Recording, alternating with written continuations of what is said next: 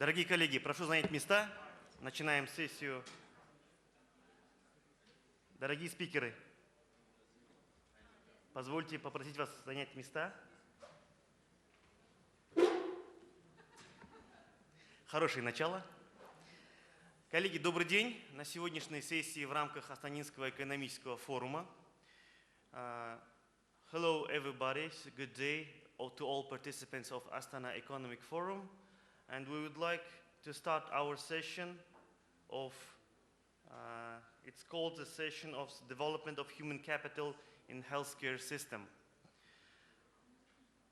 The issues of discussion, new global challenges in higher education, systematic approach for better education results, human resource management, current trends in the world and situation in Kazakhstan, formation of the sectoral qualification framework in healthcare. Модератором данной сессии являюсь я, ваш покорный слуга Олжас Сабишев, Министерство здравоохранения Республики Казахстан, а также наши спикеры.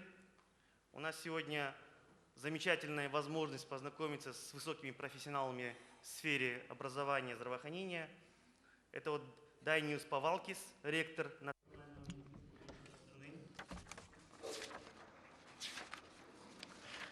Hello, dear ladies and gentlemen. Let me introduce our speakers. Dainis Pavalkis, Director of the Medical University of Astana. Fazil Gürer from Bashkent University, Turkey.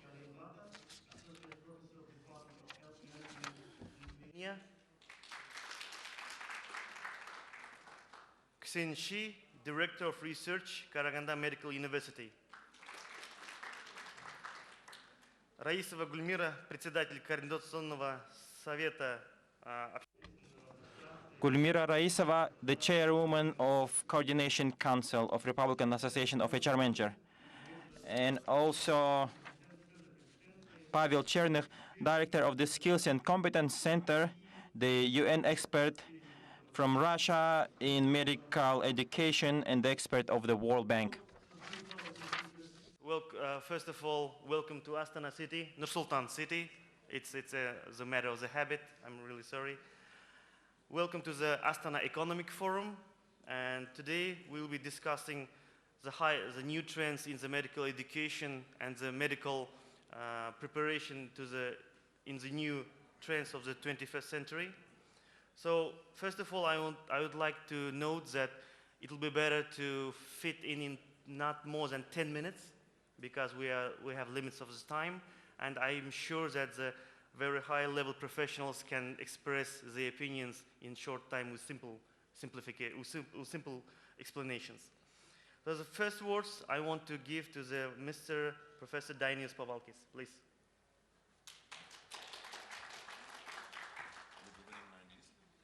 Как удобно, as you feel comfortable. Hello, everybody. What is language is more convenient for you? English или по-русски говорить? По-русски. Ну, давайте по-русски. Okay, we'll speak in English. I tried to, thanks to the organizers, thanks to the ministry, thanks to the invitation to present at this forum, and I will try to tie the medical education with general problems of the global education, because there are some parallels. In the higher education, there are many challenges, starting with the access, diversity, the orientation, and disability and employability. And these are the major challenges in the higher education field.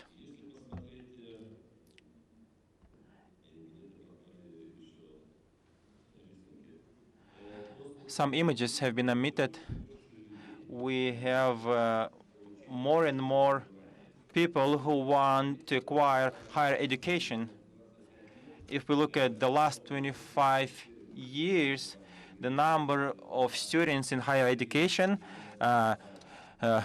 almost tripled. And if we look at why this happens, because in all the crises, the people with no higher education lost their jobs more quickly. They lost their income more quickly compared with those with higher education. And this is what pushes people to go for higher education. One other problem is how to behave for young people in the society, what they are missing, what needs to be achieved. And if we look at the Europe, about 4,000 of higher educational institution and 18,000 educational programs, different ones, not only medical, but different programs. To select which way to go is very difficult.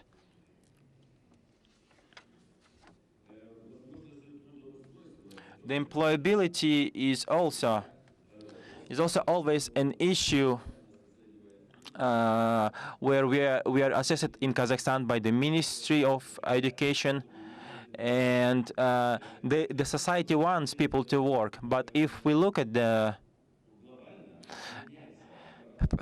global picture, the nature of employability changes.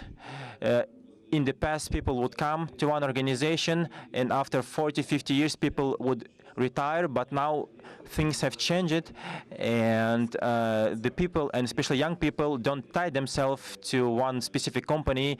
Then they tie themselves to a specific challenge. And the education is therefore should not provide it as a knowledge, but as a skills. One more interesting segment that can be seen in higher education is focus on the online education.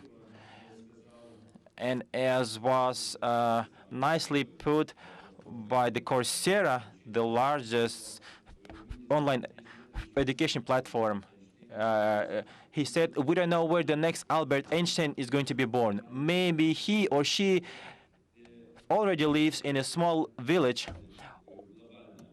and having these global links, you don't know where this next diamond is going to be born, maybe in Africa or maybe somewhere else. Digital technologies also related to the ability on the needs-based education. In the past, we were very strict, and we were strictly regulating, like these North Korean uniform girls. Nowadays, it's increasingly more focused, tailor-made, higher education. This is more refers to the social and humanitarian and art sciences, but in medicine, one can choose the suitable profession. And if we look at how we can make this education accessible for the people, you look the second bullet on the left-hand side. It's distance education and the reverse class. The students get the knowledge not in the classroom. They only confirm the knowledge in the classroom with a theoretical knowledge, and it produces a better results than a standard education. And the universities do not go anywhere. They should adapt to employability. Though in Kazakhstan, the employability is challenging. In Lithuania, the worst result is 35% for social and humanities university, but for medical university it's 82%. So 20% go somewhere else to different companies, but they still keep on working. They do not get lost. They work somewhere, and they still participate in the country's public life. And I draw parallel between the dual education and the professional education and medicine.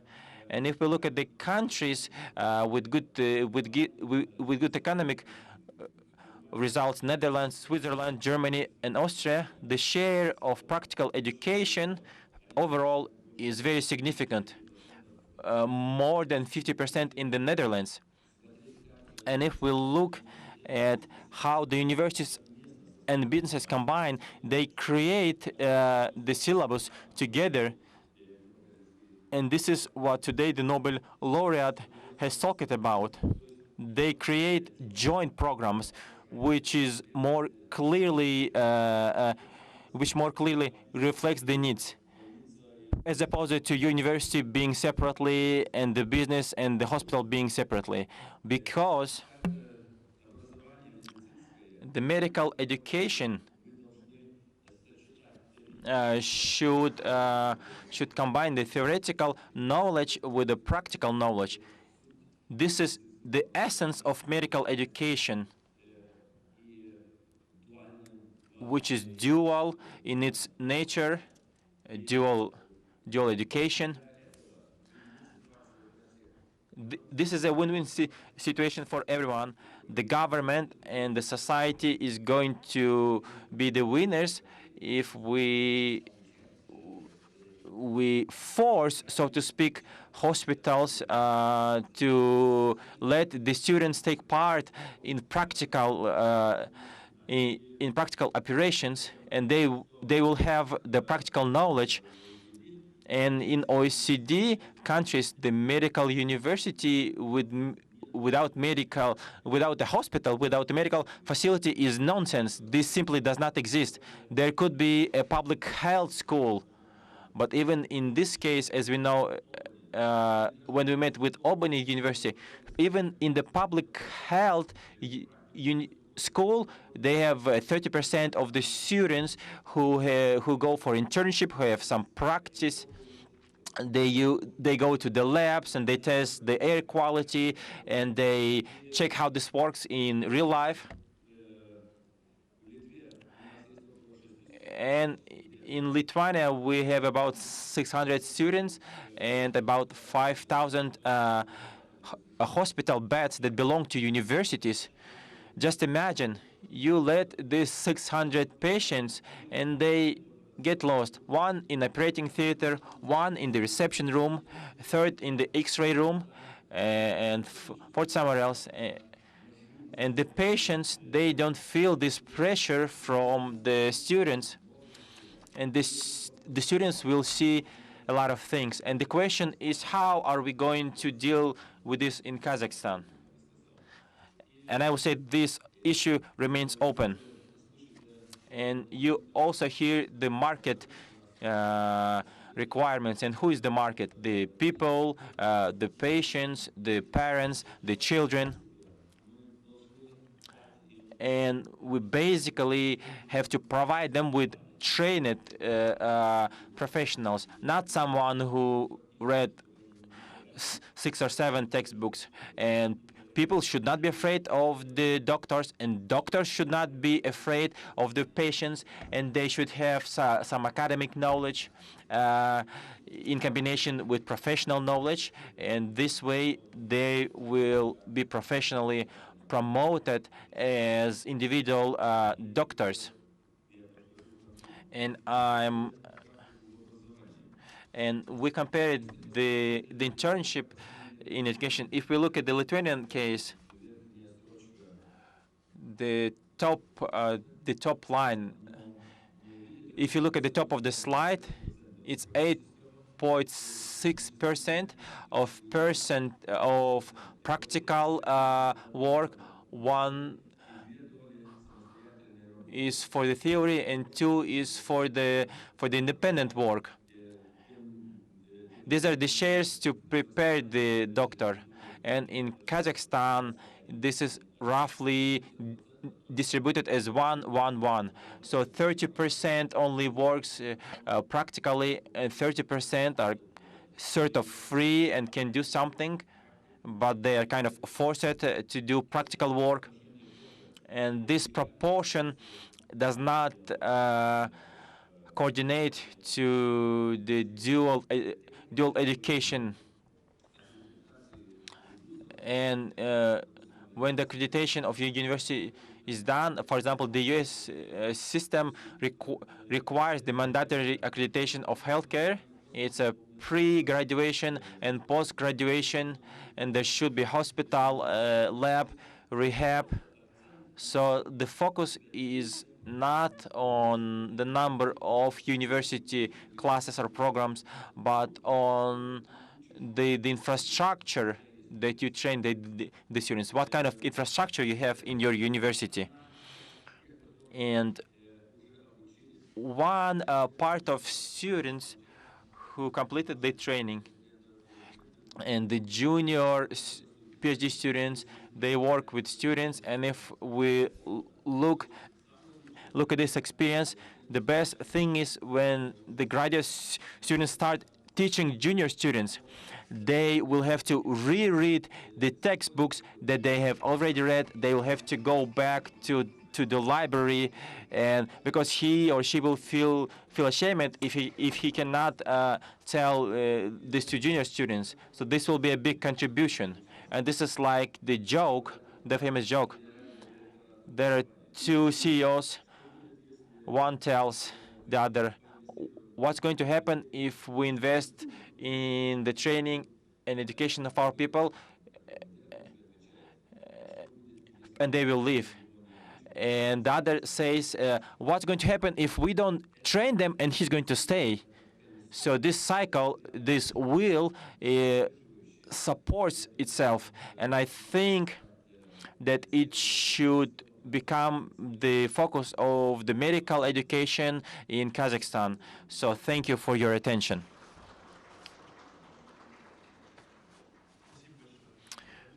Thank you very much. I think we will leave the questions for the end when we have all the questions. The next floor I would like to give to Mr. Fazil Serdar.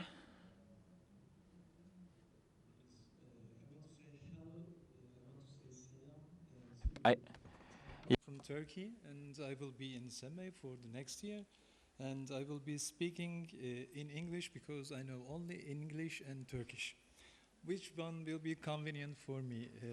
As the previous speaker asked, the Turkish or English? I know that it is English. Okay, so my presentation is English also, and I will be talking about the human capital in medical education. And this is a really important subject for us in medical education because this is the education is the core part of the human capital. So my presentation will have 5 subjects. The first one is the partnership of the Başkent University and Semih Medical University. Then the human capital from the point of education, medical education view.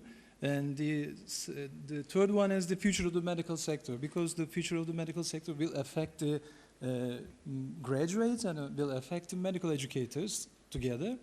And also, I want to talk about the features of the medical educators for the future medical sector. So, because the medical sector is changing, so the medical educators need to be changed according to these future changes. And the fifth one is the human capital in medical education as an overview. The first one is the partnership between Semih Medical University and Başkent University. We have a contract, between Semih Medical University and Başkent University, and we are working together for 1 year. And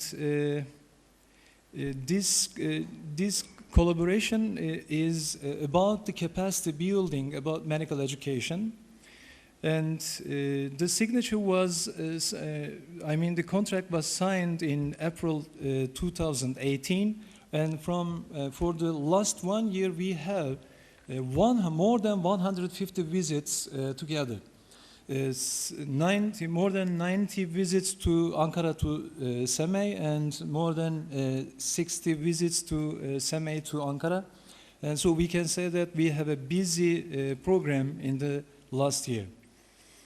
And also I need to say that our president,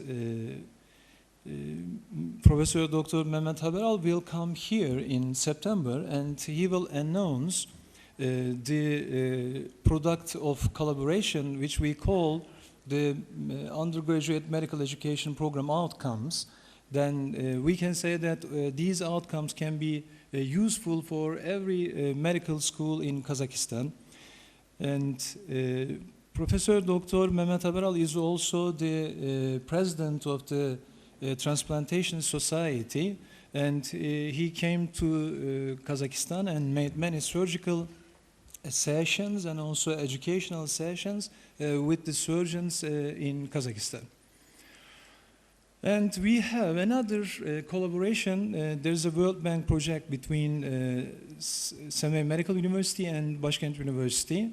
In this World Bank project, we have 8 tasks. 6 of them are about the medical education. So the core part of this project is the capacity building process. And I want to talk about the definition of human capital from the medical education point of view. And it is important because when you say human capital, this is characterized by education, skills, experiences, and health status. And so human capital will affect the productivity of a population. So if the medical sector is changing in the future, medical education has to be changed today. And human capital will affect the rate of development and implementation of technology, and also human capital will increase the productivity in a population. So when we talk about the future medical sector, there will be a rapidly changing future medical sector in technology and innovation. We can see that everything is changing. Robotic operations and many other communication technology are coming to medical sector. So we need to be focused on technology and innovation for the future medical doctors. We can talk about the graduates of medical education. What will be the competencies of the graduates of the medical education today? Maybe we can think that, okay, they will have a clinical competency, a high clinical competency, but the main part, they need to be competitive, and they need to be human-oriented, and they need to adapt rapidly developing high technology in the future. So it is really important to teach them in high technology, and it is really important to teach them for human-oriented medical services. The productivity of medical service will be dependent on some important skills of the graduates.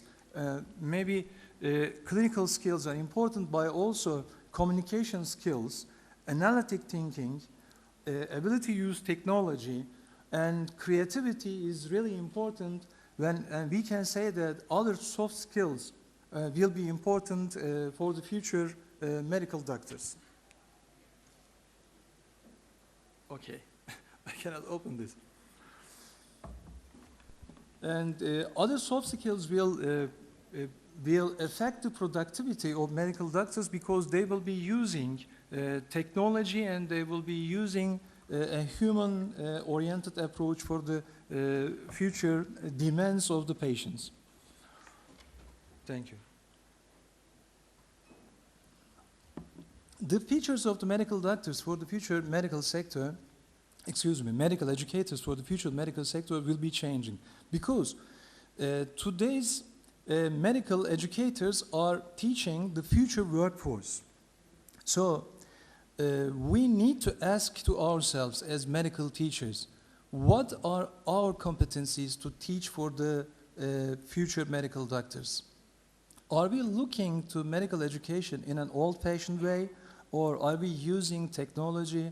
Are we using the new methods of teaching? If we are not using the new methods of teaching, how can be the future doctors will be productive? So medical educators need to be currently trained research and development, because in the future the most important competency of the doctors will be research and development. If they are working in a clinic or if they are working in a university, it doesn't matter, because the science is developing and the service will need the use of new technologies, and service will need innovation in the future. But also, we need to teach them how to apply knowledge for the innovation, and we need to teach them lifelong learning. And the competencies of the graduates will be changing also. They need to learn how to learn by themselves. In the future, you know, the doubling of the knowledge in medical sector, I mean medical science, is about 3 years. So if we are talking about a rapid doubling of the knowledge, then we need to teach the students as they can learn by themselves. Okay, and they need to be innovative.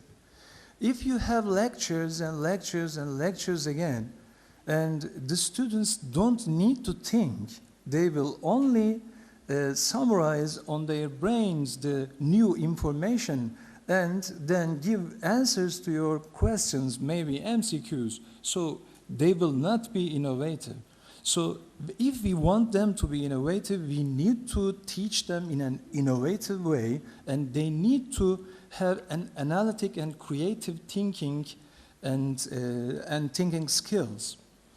And also, we need to teach them to how to expand the knowledge, because the knowledge is expanding, and if you are not expanding the knowledge in this country, then you will need the knowledge of the other countries. So this will be a dependence of medicine for the other countries. And so we can say that the expansion of knowledge is not enough, but also use the knowledge for value-added activities of innovation will be necessary in the future doctors. And the teaching methods are changing. Maybe we can say that most widely used teaching method in the future is the personalized learning. But for the personalized learning, you know, we were all students and we were also studying. I don't know if you're medical doctors or not. I'm a medical doctor. But I know that I was learning the lesson, but when I'm studying by myself. I was asking to my colleagues, to my friends, and I was discussing with my friends, and I was learning. The lecture is just an introduction for any subject. So if you have too much lecture in a university, then this means that maybe you are not teaching enough, because they will forget what you're teaching. So personalized learning has to be used in the future. When I'm saying personalized learning, it means that the way, the time, the duration, and the method can change from person to person. So we need them to give time to learn by themselves, but we need to check if they learn or not. This is a kind of personalized learning.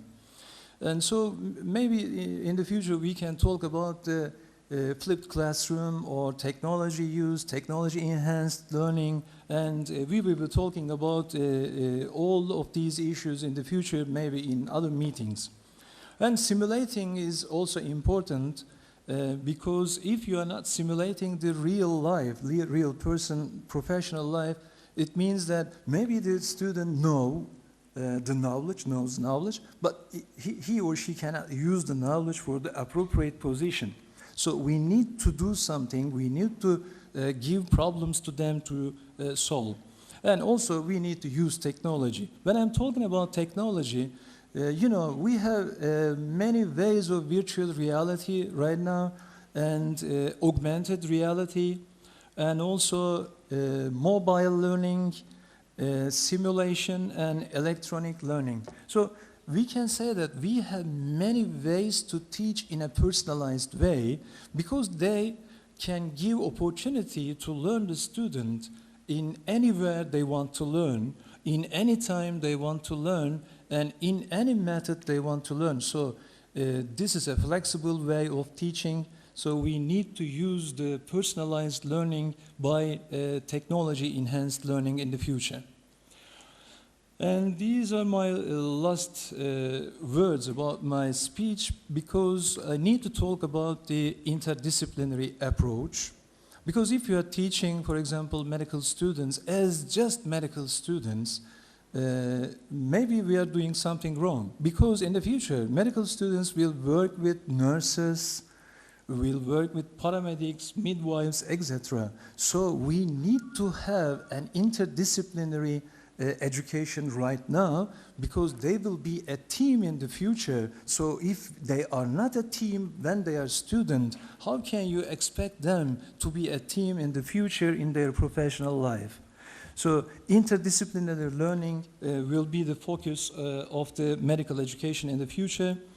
And also, there are many factors affecting the human capital in medical education. The first one is, of course, the competency of medical educators. But I can say corporate approach to medical education is really important.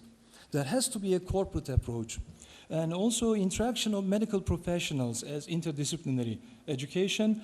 And also, we need to say, being corporately or personally, all of we need to be innovative, all of we need to be creative, and all of we need to behave in our ways when we are teaching, but we need to guarantee if the students, I mean the graduates, will have the competencies that we planned them before the education. So medical education is a very serious thing, and we need to think about it and we need to discuss about it too much for a great human capital in the future. Thank you for your listening.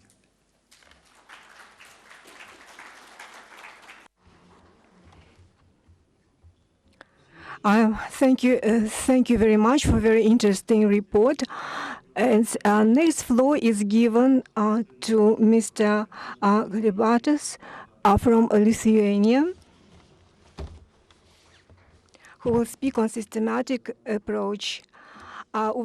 Since two previous lectures started to ask in which language you would like to have a presentation, I will continue. So first option is just to have a presentation in Lithuanian. It will take just only 5 minutes. If I will do in English, it will take 10 minutes. And if I will try to do it in Russian, it will take 45 minutes. So maybe let's agree on English language and 10 minutes, okay? So my topic is competency-based medical education, and I'm really happy that the previous two speakers more or less overlapped this issue, but I would like to start from a little bit another approach. Generally, we do have such an issue in all the countries all the world, that a lot of pressure goes to our medical doctors, and patients and their relatives they are making pressure on medical doctors, management of the organizations, also politics, and so on and so on and so on. And we really would like to know and to hear what we do expect from our medical doctors today, and what we'll be expecting from them tomorrow. So therefore, I've just used this book of Danish Health and Medicine Authority, which described 7 roles of medical doctors. One of them is medical expert, another one is a communicator, third one collaborator, manager, administrator, and organizer in one way. Our medical doctors work as a health advocate as well, like as researchers, teachers, scholars, and of course professional ones. So therefore, we really can raise the question, are our universities providing those necessary tools for graduates which are required from the labor market? Since our medical doctors, they are working in the labor market, and we as teaching institutions, we would like to ask ourselves, are we ready to provide those tools? And the answer comes in yes and no, since the new trend which appeared generally in 2010, maybe a little bit earlier, was from Frank and other authors, which was called Competency-Based Medical Education. And in fact, we really can shape our medical programs according to this competency-based medical education. And as previous lectures already told several times, I do repeat that competency-based medical education is an approach to preparing physicians for practice. And competency-based medical education, firstly, is an outcomes-based approach to the design, implementation, and evaluation of medical education programs using organizing framework of competencies. Just a few words about competency, since in English we do have several such descriptions. Firstly, competency is an observable ability of a health professional by integrating multiple competencies such as knowledge, skills, values, and attitudes. And since competencies are observable, of course, they can be measured and assessed. It's a little bit different from competence, which we require from our medical doctor, which could be described as the array of abilities across multiple domains or aspects of physician's performance. And generally, competence is the sum of different competences in different aspects. So, what we do need, we need to make a shift from one competency or several competencies to competent medical doctor. And generally, I really liked this approach that competency requires experience, experience requires time, but time alone does not produce any competence. So we need to do something else. And generally, and firstly, we would like to ask ourselves as a medical educators, what we would like from our students. And I will use Miller's prism of clinical competence, and generally, really what we would like to know. Should we just ask for the knowledge, that is it enough for our medical graduates to know?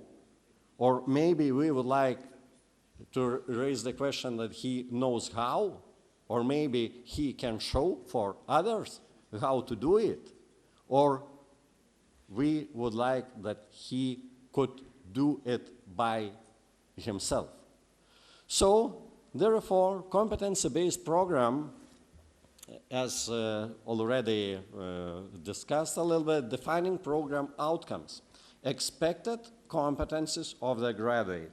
We need to clarify very precisely what we do expect, which expected competencies we would like to have. Of course, we need to provide relevant learning opportunities through a curriculum, and of course, we need to assess them for their competencies.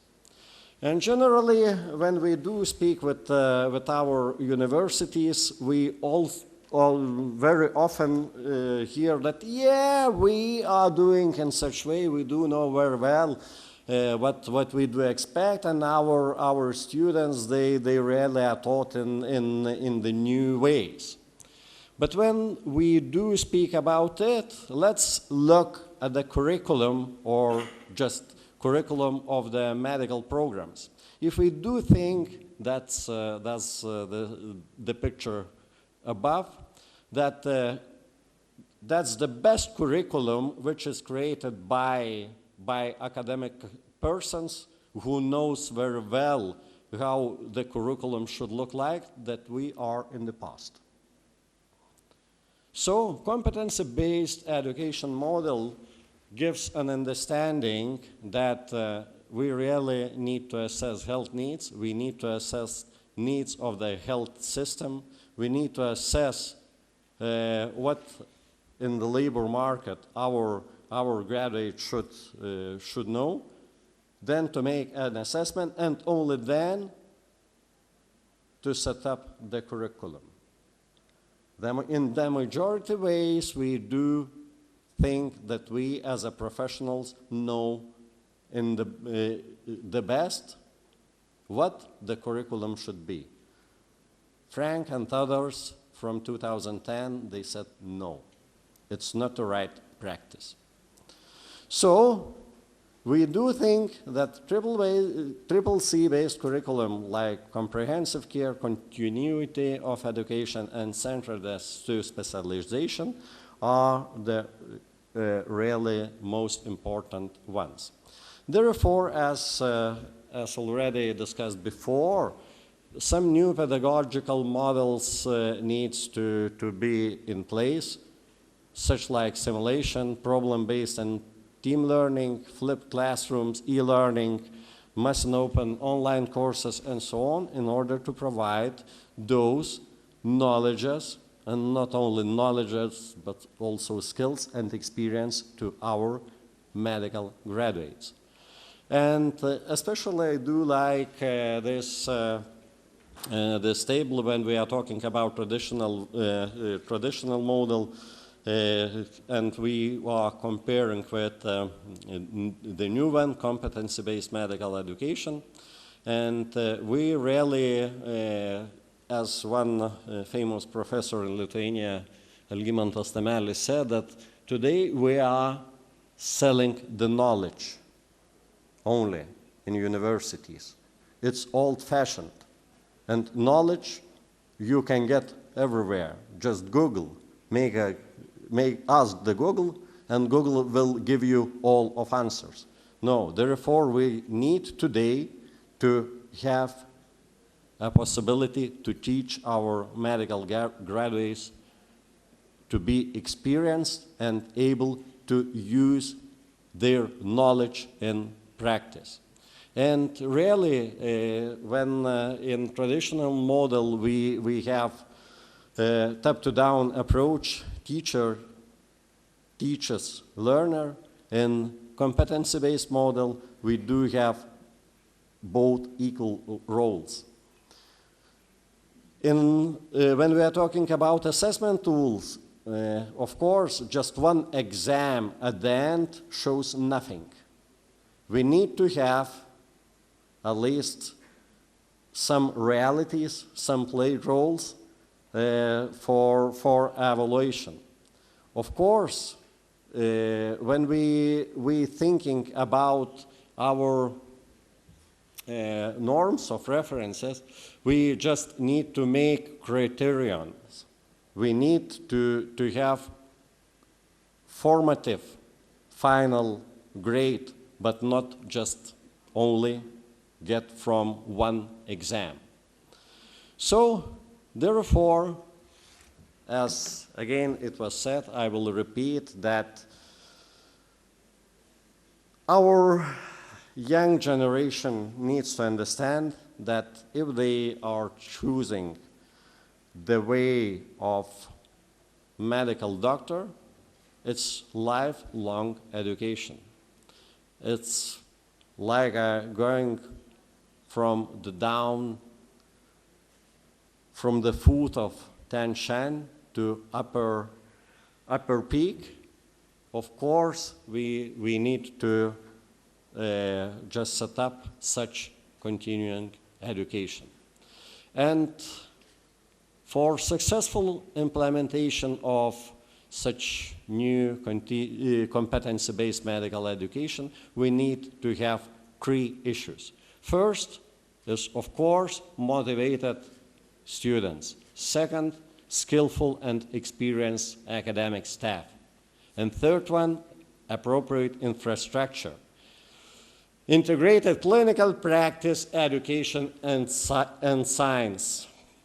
It means that we need to have under the governance of university all levels, primary, secondary, tertiary levels of healthcare and all specialties. Only then we can really implement successfully those approaches to our medical education. Thanks.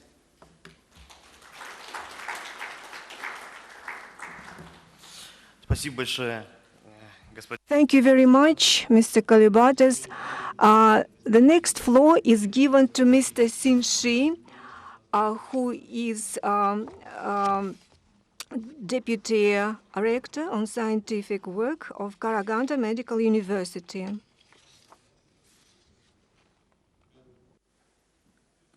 Good afternoon, everyone. I have to speak English. It's no background at all for Kazakh and Russian at all. I apologize for that, but I will try my best to explain what I try to do.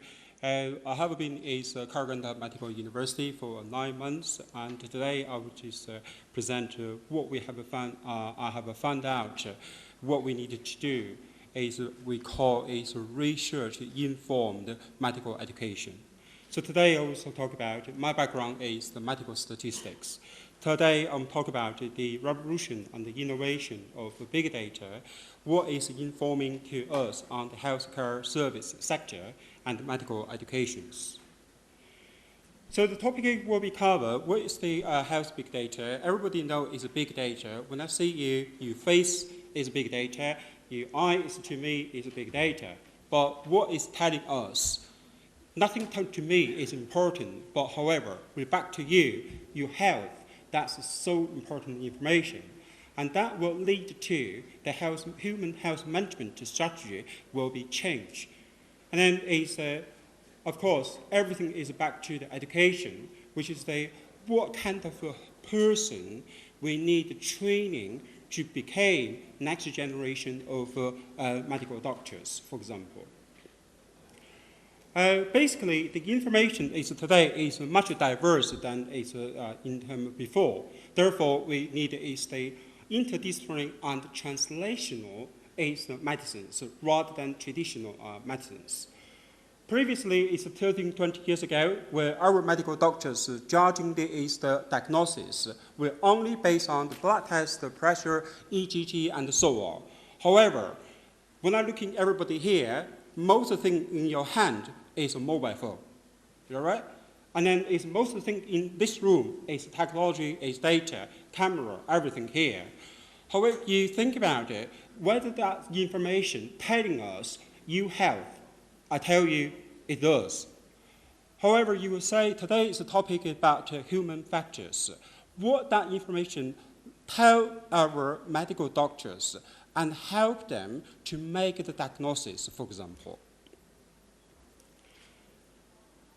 We believe in the future, the medical education or medical practice will be changing from the treatment to prevention. For example, long-term based in the United Kingdom. In UK, for example, in the winter time, driving the car, the most message you get from the radio is, if you cough more than 2 weeks not settled down, please immediately see your general practice, which is a GP, same definition in the Kazakhstan. However, when they see their GP, family doctors, the family doctors immediately thinking whether they have the lung cancer, for example. and then immediately refer them to rapid clinical access in the hospital, which means everybody is happy today, and then our life changing, the temperature, cough days will be significant meaning for the us and for the doctor's clinic. Unfortunately, I have to say, across the world wide, the medical doctors today is still over 90% spending their time on the clinical-based medical diagnosis. And then what we want to do is we want to give some alarm is to tell us what is a signal happened. And that's a signal today our data is not able to tell us immediately. So only thing is happened is you cough, you sleepy, tired, then you go to hospital. What we try to find is some implemented rule telling is the human, everybody here say, oh, I need to see GP that now rather than late. In Kazakhstan, same as the UK, is a public health based, national based. In order to be cost effective for the health sectors, we need saving a lot of money on the treatment. So all we try to do is prevent the healthy people happier and go to the hospital. So all in the futures, the research-informed medical education will try to is to teach, generate our next generation of the medical doctors based on identify the risk factors, make the intervention, prevention, and monitoring in order for the early diagnosis rather than traditional as medical educations. I give you an example here. This is what the UK doing at the moment. This is the hepatitis C virus. You are the medical doctors rather than me. You can see when the liver infections started and transferred to the cirrhosis. Cirrhosis go to the liver cancer and go to death. From this study, what we found is some group of the patients who has a high risk developing from the liver infection to the cirrhosis. And the cirrhosis is no worse back to healthy people, must go to the liver cancer. In order to saving the money, our doctors, even though in UK, they cannot give alternative prescriptions because the national medical guidance. What we study for is, told the doctors, lots of patients have a high risk of developing the cirrhosis. Therefore, they need to give alternative medicine to prevent disease progressions. However, I understand that particularly, for example, in the Kazakhstan, when I talk to the student, our student, at least I have to say, in my Karaganda Medical University, some students I talk to, they don't have this idea, logical, in mind to tell the patient how to prevent it rather than a late diagnosis. And then also, since I came to the Karaganda Medical University, I have completely changed our university research and knowledge exchanges. The purpose of doing that is we want our students to know the medical sector is changing globally and changing in the Kazakhstan as well. For example, we are developing some research project based on identifying the health risk assessment and the preventions. This is working from the developing country, Kazakhstan and China. And also, I found that it's globally the aging issues. And in here, unfortunately, we don't have so much social care service to looking after our aging people. What we're doing now is we're collecting the data. We're doing the international agents to find out what is the factor we can help aging people in terms of the health services. And then the last one is the well-being one. Is we try to find is the personalized young humans' well-being. Again, this is from prognostic health management, which means the future, the health management, individual health management will be the one key thing for the health care and medical treatment. So you can see from this study, which from the China's, we can find, if I ask you how you feel, I'm fine. I'm sitting here, talk to people. However, your physical health doesn't mean it's immediately tell you is you are well. So this is the study the evidence saying with the physical health and well-being doesn't associate to each other at all. And then also we're looking at the drinking and the nutrition. Because there is the food and the nutrition developing today, our youngs are much cleverer than us and much intelligent than us.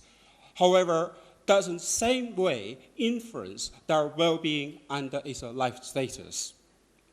What we found is that you always know, as a medical doctor, the cancer, always been diagnosed at a later stage. It's because the growth of the cancer cell was out of control well before the clinical diagnosis. Which means when the patient approaches to the doctors, they already is out of control on their cancer cells. So what that means is for us, which means we need is to make some preventions, education for our medical students. Not only how to make the surgery, how to make the clinical diagnosis based on today's technologies. Luckily, I think we are based in our university based in the Karaganda. We are working with the Karaganda Medical Department. They are integrating all the medical and the treatment informations in the region. So based on the health digitization as information provided and the availabilities, we are building four research pillars.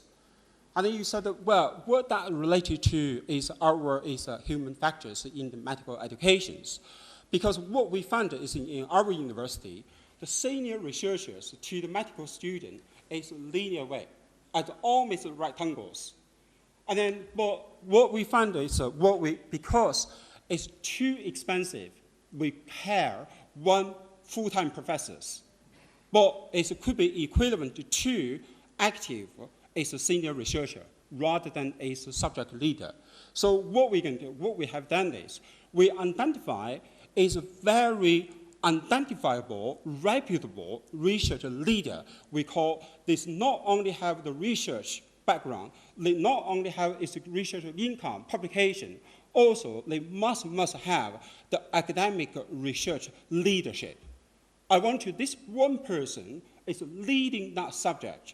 And then this is just one person. And this person will driving the whole subject across the whole different levels, from the senior researcher, junior researcher, PhD student, and the MSc student. We want to, much about... Excuse me, we should, time. I'll finish. Yeah, please. Yeah. Because we don't have enough time, another two speakers. Yeah, I'll finish in a second. So this is the last slide. So what we're developing is the implication for the medical education research is philosophies. We need to change the philosophy of the medical education. We should training them is evidence-based, blood test pressure, EGG, and such as so. And also is teaching the medical student how to understanding its patient's behaviors, and then to integrate with external factors. And then which is the doctors became specialist-based, interdisciplinary, and translational knowledge-based medical doctor. Thank you very much. Much. Next speaker will be Gulmira Raisova, head of the Coordination Council Association of HR Managers of Kazakhstan. Reminder, 5 minutes only, please.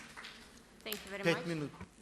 Уважаемые коллеги, Dear colleagues, let me give you the other side of human capital, not in terms of the medical professional training, but in terms of management, the HR management. My name is Gulmira Raisova. I represent the HR managers of Kazakhstan Association. And I would like to start my speech with one story. We're telling you one story. About 10 months ago, I was appointed as a managing director for HR at one of the national holdings. And during one of my first meetings with the board chairman, and I asked him how can I help him with his development, the head of the holding.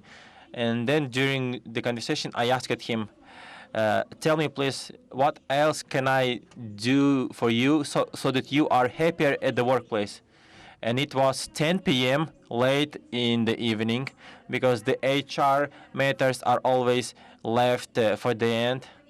So just imagine the chairman who had a ton of papers to sign. He was very busy and tired. So he looked at me and he said, I never even thought about that. Should I be happier? Or maybe I would have been happier if I was just sitting back at my home with my children. And that's what I'm trying, and that's what I'm going to speak about with you. So it's about enjoying the work that you do, or the reverse, being upset. So my topic is the global trends and what is being done here in Kazakhstan. And today here we have the representatives of Deloitte company, who kindly provided us with the latest report, which is a major report for 2019. And I can give you quickly the results. And this study has been done in 119 countries, and more than 10,000 HR managers in different organizations have been interviewed. So let's go one by one from the beginning. So the first block is the future of personnel, and it starts with the words alternative employment. If now the main employment is the full-time employment, we work 8 hours per day in an organization, and there is a global trend of outsourcing partial employment or part-time employment or freelancing, when a man can independently and freely work out of office. This is not a trend. This is the reality of today's day. 63% of full-time staffers in many companies nowadays work not in one company, but in several companies. So this is the trend of today's. And the second is the automation effect, when some professions are getting lost due to the fact that some routine processes are being automated. And Deloitte study focuses on this aspect as well. For example, in my field, the HR document management is being lost, is disappearing, because nowadays this work is being done by robots, and the HR people start thinking about how to help others to develop, how to help others to be happier, and how to be more knowledgeable. And the next trend is the leadership development. The biggest task for our managers, and these are people who are responsible for not just for themselves but for others. So these people should not be autocratic, but they should build the work with their team, with their staff, so that they can be as productive as possible. And the next trend is the trend related to organizations, and this is the staff experience. In overseas organizations, there are people who work, whose job title is the staff experience officer. For example, my experience may differ from yours. It's some emotional experience. And thanks to the big data generation, all the information on the impressions is being generated, starting from the hiring, from the moment when the person was hiring and the moment when this person left the organization. So So therefore, we have the personalized reward system. We have a personalized training, personalized compensation, and so on. Let's talk briefly about recruitment. The good companies nowadays to find good candidates have about 300 or 400 candidates to find the best, the most suitable candidate to fill the position. So this HR personnel is heavily focused on the recruitment, on finding the right people.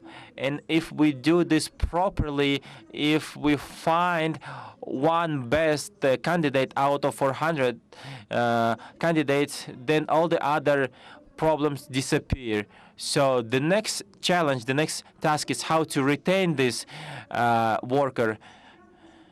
Now I would like to move to the situation in Kazakhstan. What's happening in Kazakhstan now? If we go back to Deloitte study, there are so many trends. Who in your organization deals with these trends? Nobody, right?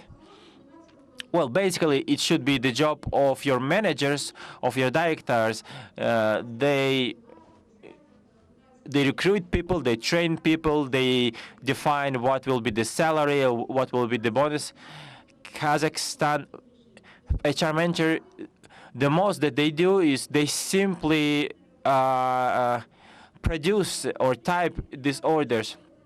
So the global trends that these specialized managers who deal with training or recruitment or with compensation and so on, and they operate with this data to personalize the approach with the best candidate. And this, in turn, helps to increase the productivity. In Kazakhstan, in 90% of cases, the HR managers deal with administration. And in 50%, they maybe deal with with training and educations. In some of our good organizations, there are some positions like business partner, HR business partner. So this is professionals who don't work with HR administration, but more at a more strategic level. And I would like to conclude my speech by saying that the HR department supports the workers starting from the hiring, from the recruitment process, and the most we can do is we can support the directors, the managers, to treat the HR management, the people management more smartly. So then our work will be like a reward. But if a person was recruited wrongly or incorrectly, and then his or her whole work will be like a punishment. So he or she will be punished or deprived of something. So dear managers, I call you to develop HR management in your. Last speaker will be Director of the Center of Competency and Skills and President of World Skills Agency, Pavel Черных.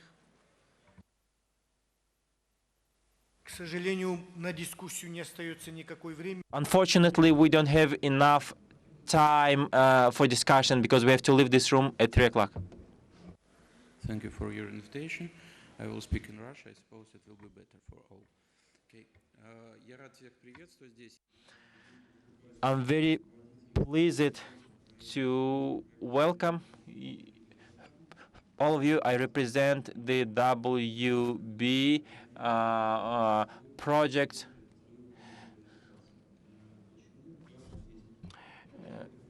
Why this is happening here? So I'm going to speak very briefly. Today, up to a certain moment, all more than 150 countries have their national competence centers. They are recognized.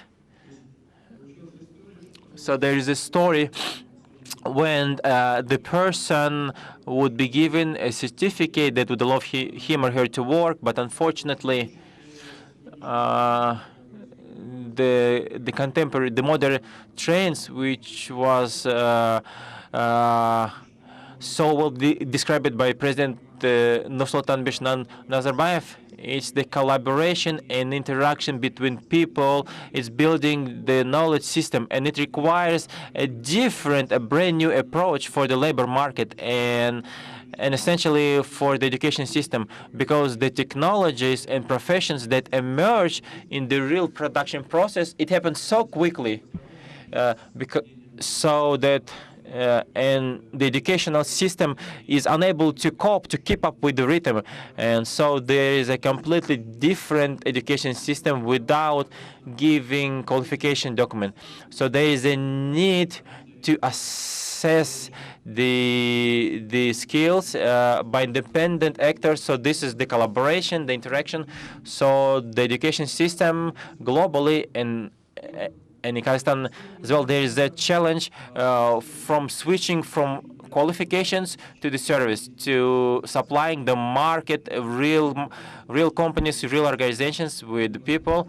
And this is the only opportunity for Kazakhstan to be embedded in the global supply chain, in the global service delivery networks, and including in healthcare sector.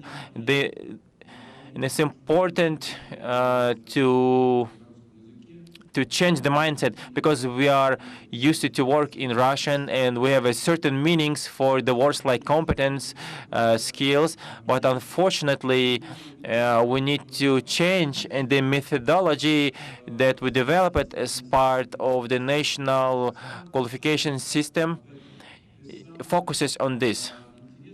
The most interesting thing is what we did is we divided the labor system. It's very important because in the new world, this is how the labor distribution system is done. There are so many competences that go to the sectoral processes, and some things related to the management. And there is an important question. But who is the hospital manager? Is he or she more a healthcare specialist or the manager? And there is the next question. Does the plumber need to know the medicine, or does someone who sells the healthcare services need to know the healthcare?